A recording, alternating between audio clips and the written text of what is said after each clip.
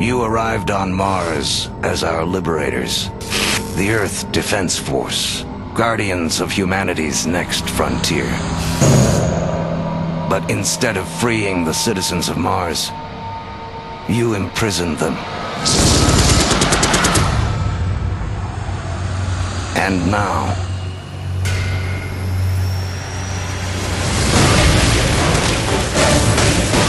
you are our enemy.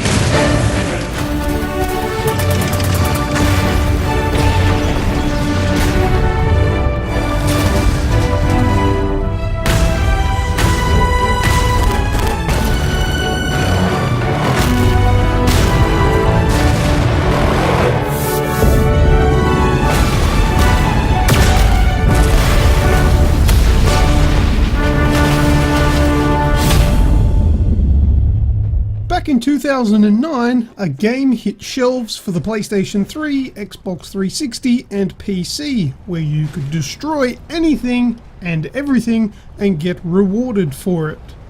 The Red Faction series took a chance with some massive changes to the way the game was to be played. Moving away from the traditional first-person shooter style, Red Faction Guerilla was released using the GeoMod 2.0 engine, which allowed for a decent-sized open world with destructible environments that most games of the time hadn't even explored. Further to this is the first-person view that was swapped out for the third-person perspective, which could give a wider appreciation for the destruction qualities of the game.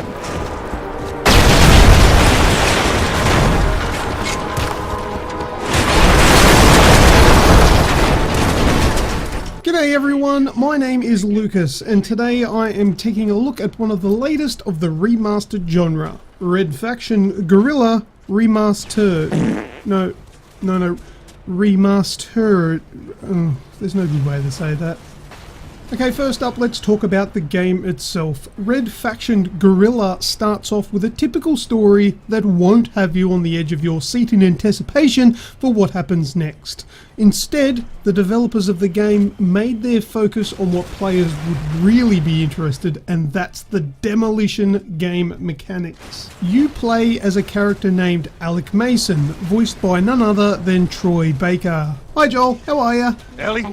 You travel to Mars as a miner and meet up with your brother, who you soon learn is part of a rebel outfit known as the Red Faction.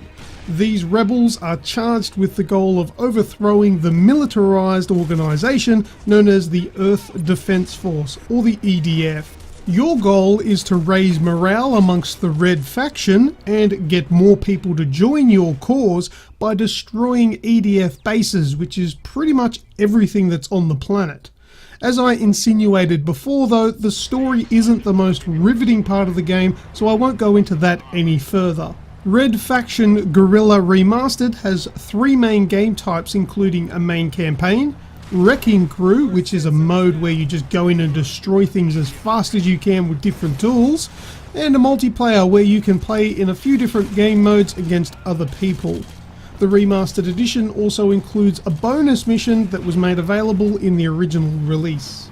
Okay, so the important part, let's talk about the upgrade here in the remastered version. Not all remastered games are made equal. Some received no reworking at all and simply get ported across to current day platforms, and some are overhauled so much that some people would mistake them for a new release game.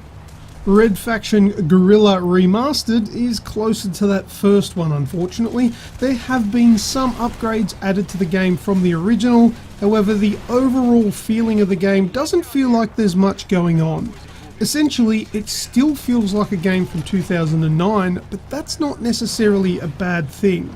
Here's what's changed. There is a claim of fully reworked graphics, which have heavily reworked textures and graphic features, adding, for example, specular maps. There's been improved shadow rendering, improved lighting, shader and post-processing rework, and native 4K support for the finest up-to-date Mars destruction experience ever. For this review, I played on the Xbox One version using an Xbox One X. And in the game settings, there is a performance mode where you can select either high performance or high quality.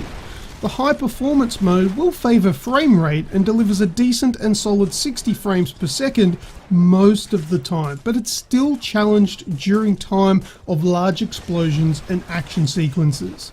In this game mode, the game will be rendered in 1800p, which still looks very nice. In high quality mode, the game drops the frames down to 30 frames a second and delivers a steady 4K resolution.